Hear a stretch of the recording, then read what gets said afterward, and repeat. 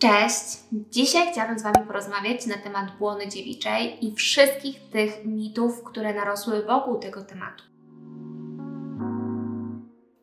Tak naprawdę błona dziewicza jest fałdem śluzówki znajdującym się 1 cm w głąb pochwy. I co ciekawe, nie ma kompletnie żadnej funkcji anatomicznej. Nie służy zamknięciu pochwy, bo musi mieć otwór, żeby ewakuować chociażby krew miesięczną i odchody z pochwy. Narosło wśród tematów dotyczących błony dziewiczej bardzo dużo mitów i chciałabym Wam dzisiaj je troszeczkę przybliżyć, a przede wszystkim większość obalić. Po pierwsze, nie każda z nas posiada błonę dziewiczą. Błona dziewicza może być bardzo rozbudowana i praktycznie zamykać to wejście do pochwy, ale z drugiej strony u części z nas może być zupełnie nieobecna lub powstawać tylko i wyłącznie w formie strzępków. Więc uważanie, że błona dziewicza tak na dobrą sprawę decyduje o naszej czystości, jest absolutnie absurdalne.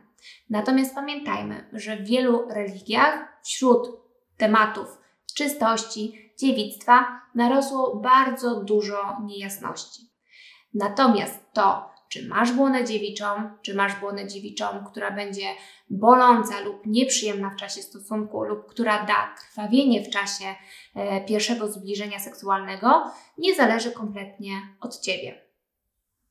Budowa błony dziewiczej może umożliwić współżycie, czyli może być po prostu delikatną, cienką błoną, która w trakcie penetracji praktycznie nie ulegnie ani przerwaniu, ani naruszeniu. Więc skąd mit o krwawieniu? Myślę, że w dużym stopniu został on przejaskrawiony i przedstawiony w ten sposób, żeby trochę też straumatyzować ten pierwszy stosunek seksualny.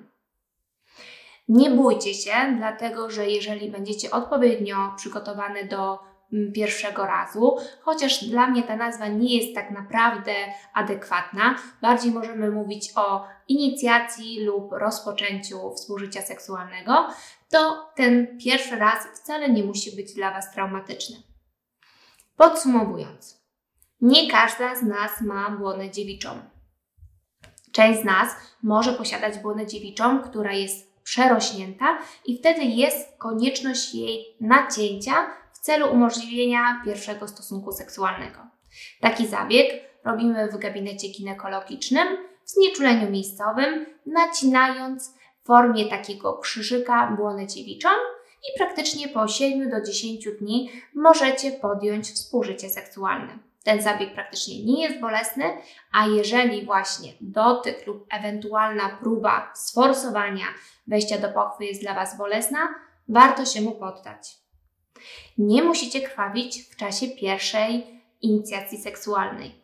Ból i nieprzyjemne dolegliwości w trakcie seksu zwykle powinny nas alarmować. Oczywiście ciało nie zawsze jest przygotowane do pierwszej penetracji, ale jeżeli te dolegliwości będą się nasilać lub ponawiać, warto udać się do ginekologa, który Wam pomoże rozwiać wszelkie wątpliwości.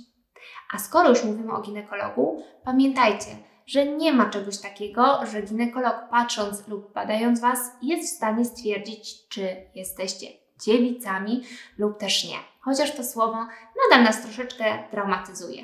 Tak na dobrą sprawę, czy posiadasz błonę dziewiczą, czy nie posiadasz błony dziewiczej, jesteś tak samo fajną dziewczyną.